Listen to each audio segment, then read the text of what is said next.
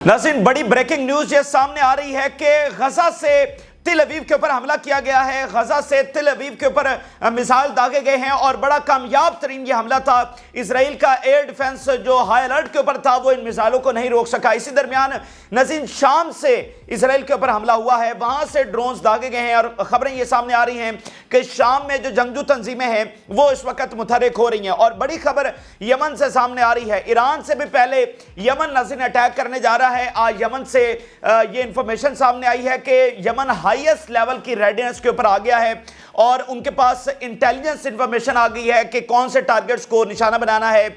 उनके पास एक्यूरेट और precise information जो है उनको मिल चुकी है। तो यमन अभी हमला करने जा रहा है, ईरान से भी पहले स्ट्राइक करने जा रहा है। इसके अलावा ईरान के साथ राब्ते हुए हैं, इटली ने राब्ता किया है और बहुत सारी चीज़ें इस वक्त चल रही हैं, आपके साथ शेयर करते हैं। यूरोप इजराइल के साथ खड़ा होने से इनकार कर रहा है। यूरोप और दुनिया के किसी भी मुल्क ने अभी तक इजराइल के हक में एक भी बयान जारी नहीं किया। किसी ने कहा कि किसी ने ये नहीं कहा कि हम इजराइल के साथ खड़े हैं और फौजें भेजेंगे और इजराइल को प्रोटेक्ट करेंगे और इजराइल को सेल्फ डिफेंस का हक है। सिवाय अमेरिका के कोई मुल्क इस वक्त इजराइल के साथ खड़ा होने के लिए तैयार नहीं है। बहुत बड़ी बड़ी डेवलपमेंट्स हैं, आपके साथ शेयर करते हैं। जिन लोगों ने चैनल को सब्सक्राइब नहीं किया उनसे रिक्वेस्ट करेंगे कि चैनल को जरूर सब्सक्राइब कर लें ताकि हर आने वाली वीडियो आप तक पहुंच सके। नाज़रीन, जो ये वक्त गुजरता चला जा रहा है, एक चीज बहुत ज्यादा एस्टेब्लिश हो रही है, वो ये है कि ये जो जंग है ये वॉर ऑफ सर्वाइवल बनती चली जा रही है। ना सिर्फ फलस्तीन और इजराइल के तनाज़े के हद तक, बल्कि बहुत सारे मुल्कों के लिए, ये बहुत सारे मुल्कों के लिए सर्वाइवल का प्रॉब्लम बन चुका है। और आप देखेंगे दुनिया में जो एक नया फिनोमेना शुरू हुआ है इस जंग के साथ ही, वो ये है कि दुनिया पोजीशन ले रही है। इस वक्त either you are with us और अगेंस्ट अस वाला मामला हो गया है। आप चाइना की सबसे बड़ी मिसाल लीजिए। चाइना कभी भी किसी इस तरह के मामले में, खासकर फलस्तीन और इसराइल के मामले में, तो आज तक आया ही नहीं है। चाइना के बिजनेस ताल्लुकात रहे हैं इसराइल के साथ और हाइफा में उनकी इन्वेस्टमेंट भी है। चाइना ने आज तक को पोजीशन नहीं ली, लेकिन इस जंग के दौरान चाइना ने पोजीशन ले ली है, फलस्तीन के साथ आकर खड़ा हो गया है। फलस्तीनी तंजीमों को उसने बीजिंग में बुलाया और उनकी मुलाकातें करवाई और उनके इत्तेहाद की कोशिश की। तो ये गैर मामूली नौयत की हामिल ये चीज़ है। और चाइना जो एक एक कदम उठाता है, वो जो एक एक बयान देता है, उसके पीछे बहुत एक मंतक होती है, उनकी बहुत सारी प्लानिंग होती है। और जो वो कर रहे होते हैं वो सिर्फ अलामती नहीं होता, बल्कि उनके बहुत गहरे उसमें समझ लेके सोचो विचार के बाद वो कोई भी स्टेप उठाते हैं। तो जो वो करते हैं दे मीन इट। तो चाइना जैसे मुल्क ने जो है वो यहां पर पोजीशन ले ली है। इस जंग में नाज़रीन वाज़ेह तौर पर नजर आ रहा है कि स्टेक्स जो है वो बहुत ज्यादा हाई हैं। ऐसा लग रहा है, अब ये बड़ी इंपॉर्टेंट बात मैं आपसे शेयर करने जा रहा हूं, ऐसा नाज़रीन लग रहा है कि इस जंग के इख्तिताम तक एक नई दुनिया वजूद में आएगी।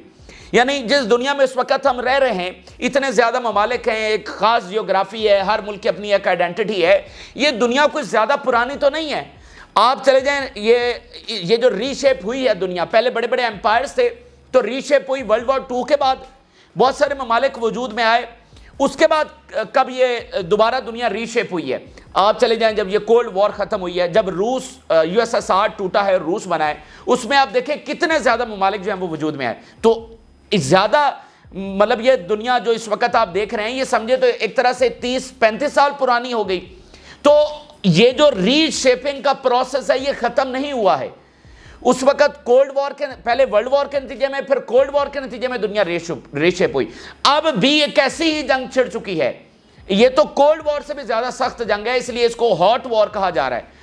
अब भी उस लेवल के ऊपर मामला चले गए हैं कि ये दुनिया फिर से रीशेप होने जा रही है। ऐसा लग रहा है कि जब ये जंग ख़त्म होगी तो उस वक्त कई नई ममालिक वजूद में आ चुके होंगे, कुछ ख़त्म हो चुके होंगे, कुछ रीशेप हो चुके होंगे, यानी डिवाइड हो चुके होंगे, मुल्क में नया मुल्क बन गया होगा, कुछ ज़मीन किसी और के साथ मर्ज हो गई होगी। ये जो सरहदें हैं ये चेंज होने जा रही है, बहुत सारी हुकूमतें कोलैप्स होने जा रही हैं।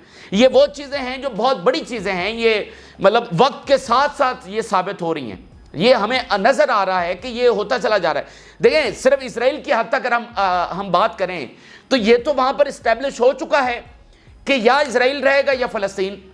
अब वो वाली जियोग्राफी नहीं रहनी कि इधर वेस्ट बैंक है, इधर गजा है, दरमियान में इसराइल है। या तो इसराइल वो सारी ज़मीन लेकर ग्रेटर इसराइल बना लेगा, या फिर इसराइल ख़त्म हो जाएगा। तो दुनिया रीशेप हुई ना, तो इसके साथ जॉर्डन का क्या होगा, इसके साथ बाकी मुल्कों का क्या होगा, इसके साथ जो हुकूमतें कोलैप्स हो रही हैं उनका क्या होगा, बहुत सारे ममालिक जो जंग के अंदर ड्रैग होते चले जाएंगे उनका क्या होगा।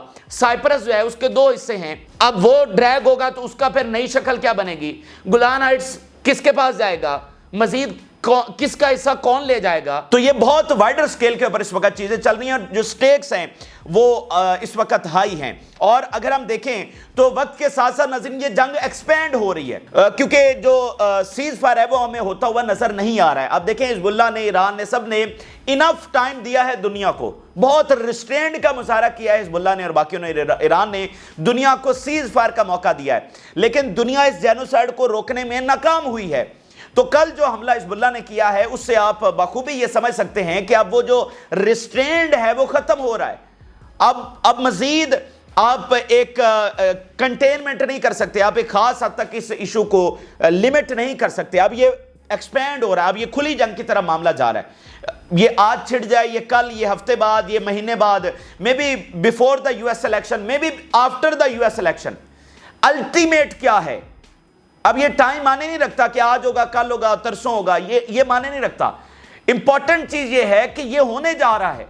اگر یہ مہینے بعد بھی ہو, 2 مہینے بعد بھی ہو, تو کیا فرق پڑتا ہے؟ 2 مہینے کون سا زیادہ ہوتے ہیں, 6 مہینے کون سا زیادہ ہوتے ہیں؟ بات یہ ہے کہ وقت کے ساتھ ساتھ یہ ایکسپینڈ کرتا چلا جا رہا ہے اور الٹیمیٹلی یہ اس جنگ میں کنورٹ ہو جائے گا جس کے سب خدشے کا اظہار کر رہے ہیں. تو اس کے نتیجے میں پھر کیا ہوگا, کس قدر بڑی تباہی آئے گی. اگر ہم امریکہ کی بات کریں تو امریکہ اس وقت ایک ایکسپینسو وار مڈل ایسٹ میں نہیں چاہتا ہے, خاص کر جب اس کے الیکشن چل رہے ہیں. لیکن امریکہ کچھ کر بھی تو نہیں رہا نا اس وار کو اوائڈ کرنے کے لیے. نیتن یاہو کو اس نے کھلی چھوٹ دے رکھی ہے, وہ میڈ ڈاگ کی طرح بیہیو کر رہا ہے, اور ادھر سے امریکہ جو ہے وہ کہہ رہا ہے ڈیفینڈ بھی کریں گے, اتنے وار شپس اور ایئر کرافٹ کیریئر اور اسلحہ اسرائیل کے لیے اور جنگی طیارے وہ بھیجے چلے جا رہا ہے. وہاں پر ایک ملٹری بلڈ اپ اور نیول بلڈ اپ وہاں پر کرتا چلا جا رہا ہے. تو ایسے تو وار اوائڈ نہیں ہوگی. وار اوائڈ تو اس طرح ہوگی کہ کوئی real action for cease fire لیا جائے. تو ابھی تک ہمیں امریکہ کا کوئی ریئل پریشر اسرائیل کے اوپر تو نظر نہیں آ رہا. تو جب اتنے سارے فیکٹر اس میں انوالو ہیں تو الٹیمیٹلی اس معاملے نے آگے بڑھنا ہی بڑھنا ہے. تو یہ ایک تناظر سمجھانے کی آپ کو ضرورت تھی کہ اس جنگ کو ہلکا نہ لیں, اس جنگ کو روایتی جنگ نہ سمجھیں کہ اچھا لیبیا میں بھی ہوئی تھی, اچھا افغانستان میں بھی ہوئی تھی, اچھا عراق میں بھی ہوئی تھی, تو یہ بھی تو ایک جنگ ہی ہے. یہ وہ جنگ نہیں ہے, یہ وہ جنگ ہے جو دنیا کو ری شیپ کرنے جا رہی ہے, جیسے کولڈ وار کے بعد دنیا ہوئی تھی. تو یہاں سے ایک عالمی جنگ بھی چھڑ سکتی ہے. اگر عالمی جنگ نہ بھی چھڑی تو مڈل ایسٹ میں اور ادھر افریقن ریجن بھی پورا اس میں انوالو ہوگا, تو ایک بھیانک ترین جنگ, اور یہ ساؤتھ ایشیا تک بھی اس کے اثر آئیں گے. تو اس میں دنیا جو ہے وہ ان خطرناک مراحل سے اس وقت گزر رہی ہے. اور جس طرح ڈالر ساتھ کریش ہو رہا ہے, اس کے بعد دنیا کا کیا بنے گا, کیسے دنیا کے معاملات مینج ہوں گے, کتنا بڑا یہ کیوس دنیا میں پھیل جائے گا. تو یہ ساتھ ساتھ ساری چیزیں جو ہے وہ greater and in larger picture جو ہے وہ ساتھ ساتھ چل رہی ہیں. اب ذرا آ جاتے ہیں جو تل ابیب کے اوپر سب سے پہلا حملہ کیا گیا ہے. تل ابیب الرٹ ہے, ہائی ایس الرٹ کے اوپر ہے, اور تل ابیب یہ ایکسپیکٹ کر رہا تھا کہ حزب اللہ اٹیک کرے گی, یا پھر یمن اٹیک کرے گا, یا پھر ایران اٹیک کرے گا. ان تینوں نے اٹیک نہیں کیا, اور تل ابیب کے اوپر جس نے اٹیک کر دیا ہے وہ غزہ ہے. حیران کن سطح کے اوپر, بہت ان پریسیڈنٹڈ لیول کے اوپر غزہ نے اٹیک کر دیا ہے, اور M90 راکٹس جو ہیں وہ داغے گئے تل ابیب کے اوپر. اور اس سے بھی بڑی حیرانگی کی بات دیکھیے, دنیا جس کے اوپر پریشان رہ گئی ہے, شاکڈ ہوئی ہے پوری طرح سے دنیا کہ تل ابیب سب سے سیکیور سٹی ان کا, کیونکہ ان کا کیپٹل ہے اور ہائی الرٹ کے اوپر ہے. تو غزہ سے آنے والے کمزور ترین راکٹس بھی تل ابیب نہیں روک سکا, اور وہ بھی جا کر ایگزیکٹلی ٹکرائے ہیں اور ایکسپلوڈ ہوئے ہیں. الجزیرہ کی زبانی یہ خبر دیکھیے اور مریب آن لائن کی زبانی یہ خبر دیکھیے. Air defence system were unable to intercept the missile launched from Gaza and exploded in the Tel Aviv. کوئی زیادہ میزائل یہ نہیں تھے, کچھ چند ایک کی 5-7 داغے گئے, وہ بھی اسرائیل کا جو ایئر ڈیفنس ہے وہ انٹرسیپٹ نہیں کر سکا, اور وہ جا کر ایکسپلوڈ ہوئے. تو یہ دعوی کرتے ہیں کہ یہ حزب اللہ کے سینکڑوں اور ہزاروں میزائلوں کو روکیں گے, سوال ہی پیدا نہیں ہوتا. اور جو حزب اللہ نے کل اٹیک کیا ہے کامیابی کے ساتھ, تمام جو ٹارگٹس ہیں ان کو ہٹ کیا گیا, اس کو ثبوت بھی جو ہے وہ سامنے آ رہے ہیں. تو یہ غیر معمولی نوعیت کا حملہ آج غزہ سے تل ابیب کے اوپر کیا گیا ہے. اسی درمیان جو اگلی بڑی خبر ناظرین سامنے آ رہی ہے وہ شام سے آ رہی ہے. حیران کن سطح کے اوپر شام نے اب حملے شروع کر دیے ہیں. ڈرونز لانچ کیے گئے شام سے, اور سی آف گلیلی میں جا کر وہ ٹکرائے ہیں. کچھ ان میں سے انٹرسیپٹ ہوئے ہیں اور کچھ جا کر اپنی ٹارگٹس کو ٹکرائے ہیں. اس وقت جو شام سے خبر آ رہی ہے وہ یہ ہے ناظرین کہ وہاں پر جو جنگجو تنظیمیں ہیں وہ متحرک ہو رہی ہیں. اگر ان 10.5 مہینوں کے اندر ہم دیکھیں تو شام نے ایک ڈیفرنٹ لیول کا رول ادا کیا ہے. شام کے اوپر بہت زیادہ حملے ہوئے, دمشق کے اوپر بہت زیادہ حملے ہوئے, لیکن بشار الاسد نے رسپونڈ نہیں کیا, اور وہ ایک زبردست حکمت عملی تھی. اگر شام بھی براہ راست انوالو ہو جاتا تو دیکھیں بشار الاسد کے اپنے مسائل ہیں، وہاں پر کتنے سالوں سے جنگ چل رہی ہے، خانہ جنگی چلی ہوئی ہے، لوگوں نے بہت سفر کیا ہے، تو آپ نے ڈیفرنٹ انداز کے اندر یہ جنگ جاری رکھنی ہے۔ تو بشار الاسد نے کیا کیا کہ حزب اللہ کے لیے سپلائی لائن جاری رکھی، ان کا یہ رول بہترین رول تھا اور انہوں نے اسی کے مطابق کیا۔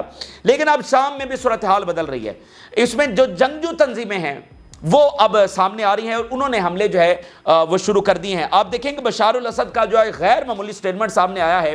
بشار الاسد یہ کہہ رہے ہیں the resistance fighters in Palestine, Lebanon, Iraq and Yemen are a role model and is example for us to follow on the path of liberation, dignity, honor and independence۔ یہ جو ریزسٹنس ہے یمن میں اور Lebanon میں اور عراق میں، یہ سارے جو ہیں وہ ہمارا رول ماڈل ہیں اور یہی ہمیں ڈگنیٹی اور انڈیپینڈنس کی طرف لے کر جائیں گے۔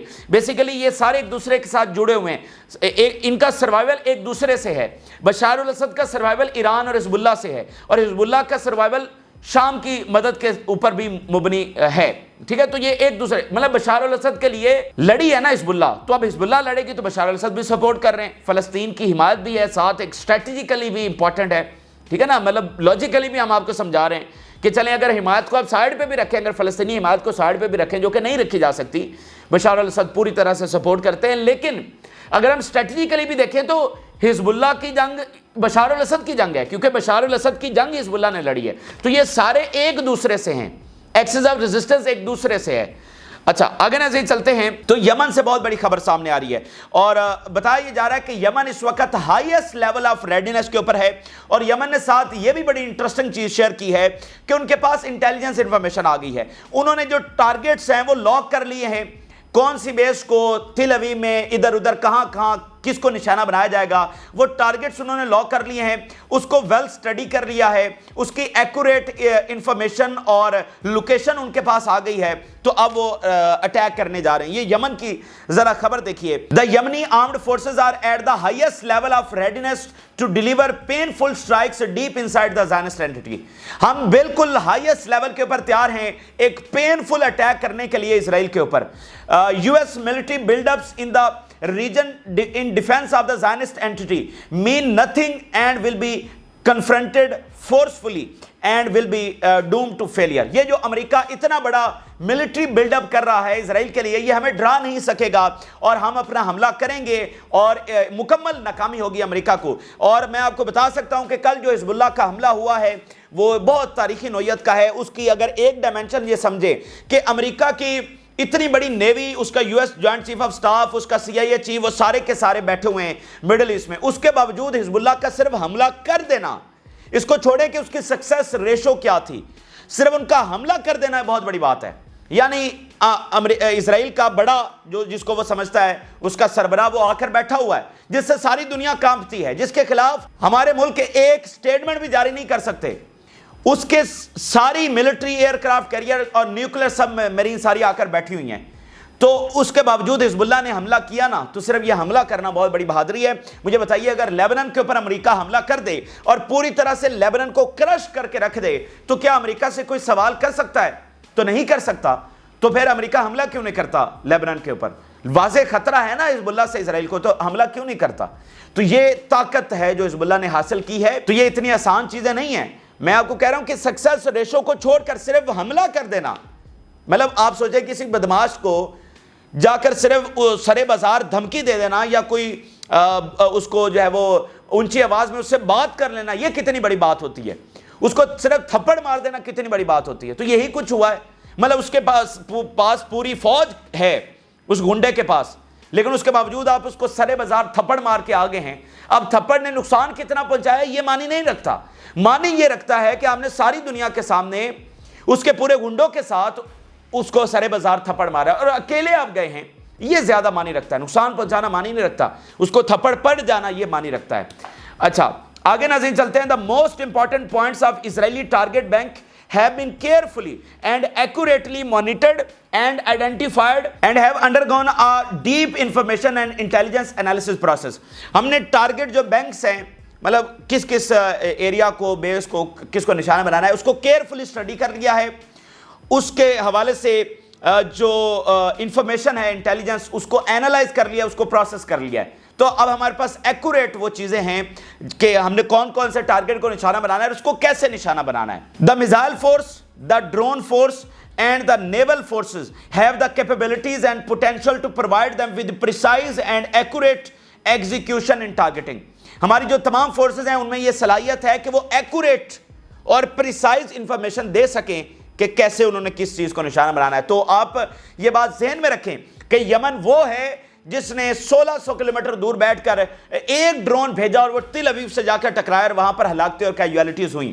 یہ انپریسیڈنٹڈ لیول کا حملہ تھا. 1600 کلومیٹر دور سے یہ ڈرون فلائی کرتا ہوا آیا. ریڈ سی میں امریکی جنگی بیڑی بھی کھڑے تھے اور پھر ریڈ سی سے آگے وہ جو ایجپٹ کے بارڈر سے گزرا, پھر جو ہے وہ بحیرہ روم سے آیا. وہاں پر اسرائیلی نیوی اور امریکی نیوی کی پریزنس ہے, ریڈار ہے, سارا کچھ ہے. اس کے باوجود وہ تل ابیب میں داخل ہوا. تو یمن جو یہ بات کر رہا ہے اس کے اوپر ہم بلیو کر سکتے ہیں کیونکہ اس نے ایک مظاہرہ کر کے دکھا دیا ہے. اس نے ایک پریسائز ٹارگٹ کو نشانہ بنا کر دکھا دیا ہے کہ وہ یہ کر سکتا ہے. اور یمن کے حوالے سے یہ چیز نہ بھولیں کہ یمن میں اس وقت کون آ کر بیٹھا ہوا ہے. یمن میں اس وقت رشیا کے جو ملٹری کمانڈرز ہیں وہ آ کر بیٹھے ہوئے ہیں. اور یمن کے حوالے سے ایک اور انٹرسٹنگ چیز یہ ہے کہ پیوٹن ان کو لانگ رینج میزائل دینے جا رہے ہیں, ان کو اینٹی شپ میزائل دینے جا رہے ہیں. لیکن درمیان میں سعودی عرب کی رکاوٹ تھی. سعودی عرب یہ کہہ رہا تھا کہ ان کو یہ نہ دے, یہ اسلحہ نہ دیا جائے. آپ پیوٹن جو ہیں وہ سعودی عرب سے بھی بگاڑ نہیں سکتے ہیں. تو ان کے ساتھ ایک کنورسیشن اور ان کو اعتماد میں لینا کہ یہ کبھی بھی آپ کے خلاف استعمال نہیں ہوں گے, کیونکہ یمن اور سعودی عرب کی جنگ کئی سالوں سے آپ کو پتہ ہے چل رہی ہے. فی الوقت ایک عارضی جنگ بندی وہاں پر ہے. تو پیوٹن جو ہے وہ یقین دہانی کروا رہے ہیں MBS کو کہ آپ کے خلاف یہ اسلحہ کبھی بھی استعمال نہیں ہوگا. اب وہ انہوں نے یقین دہانی کروا لی ہے. کیا یہ سارا اسلحہ ٹرانسفر ہو گیا ہے نہیں ہوا ہمیں نہیں پتا, لیکن وہاں پر کمانڈرز بیٹھے ہوئے ہیں اور یمن اپنی بھرپور صلاحیتیں. اور ابھی جب وہ دوبارہ سے آیا ہے تو آپ دیکھ رہے ہیں کہ کیسے آئل ٹینکرز کو وہ غرق کر رہا ہے.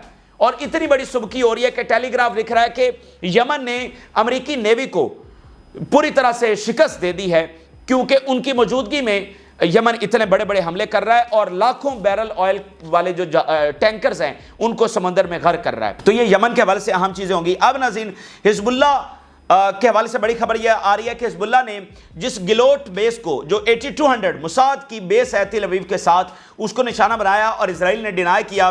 تو بڑی خبر یہ آ رہی ہے کہ حزب اللہ نے وہ فوٹیج ڈسپلے کر دی ہے, وہ امیج ڈسپلے کر دی ہے جس سے اسرائیل کی بہت سبکی ہوئی ہے اور ساری دنیا کو پتہ چل گیا کہ حزب اللہ نے اس کو نشانہ بنایا ہے کامیابی سے. ریزسٹنس ڈسپلیز فوٹیج آف گلوٹ base of Israeli military intelligence division Aman. ٹھیک ہے, تو بہت بڑی کامیابی. اس کے علاوہ لیبنن کے جو سپیکر ہیں ان کا ذرا بیان دیکھیے. Defeat of Israel equivalent to 2006 defeat.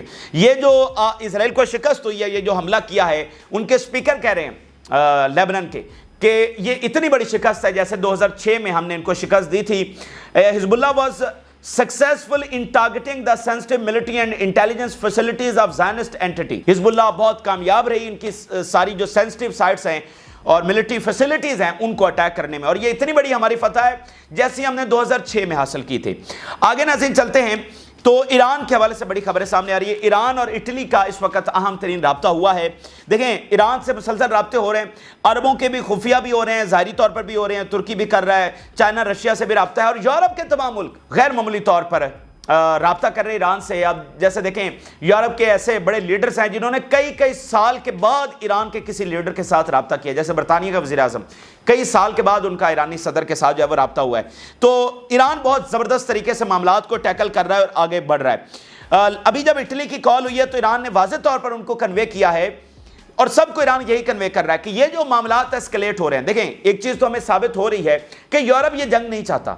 Europe کو نظر آ گیا کہ اس جنگ میں ان کی تباہی ہوگی, تو یورپ اوائڈ کرنا چاہ رہا ہے اس جنگ کو. اس کے لیے وہ ایران سے رابطے کر رہا ہے کیونکہ یہ جنگ تب چھڑے گی جب ایران حملہ کرے گا. اگر ایران حملہ نہیں کرے گا تو فی الحال یہ جنگ نہیں چھڑے گی.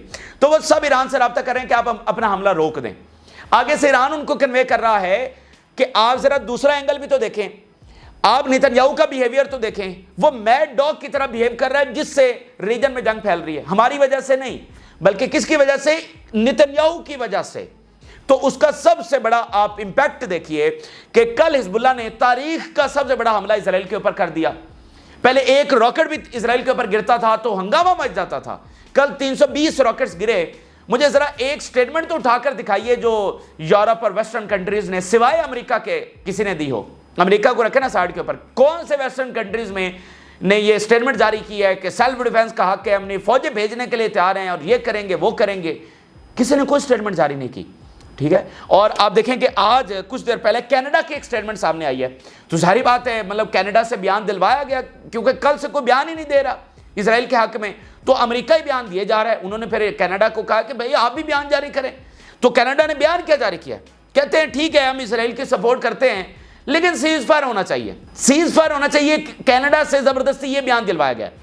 اب یاد کریں جب بائیڈن نے 4 یورپی بڑی طاقتوں کو فون کیا تھا اور ان کو کہا تھا کہ آپ اپنی فوجیں بھیجیں، اور انہوں نے صرف ایک سٹیٹمنٹ جاری کرنے پر اکتفا کیا تھا. ہم نے آپ کو کہا تھا یہاں پر حالات بدل گئے ہیں، یورپ اب کبھی بھی نہیں جائے گا، اور جو جائے گا اپنا نقصان اٹھائے گا. سب کو سینسبلی انہوں نے یہ سوچ لیا ہے کہ جنگ میں ان کا فائدہ نہیں ہے.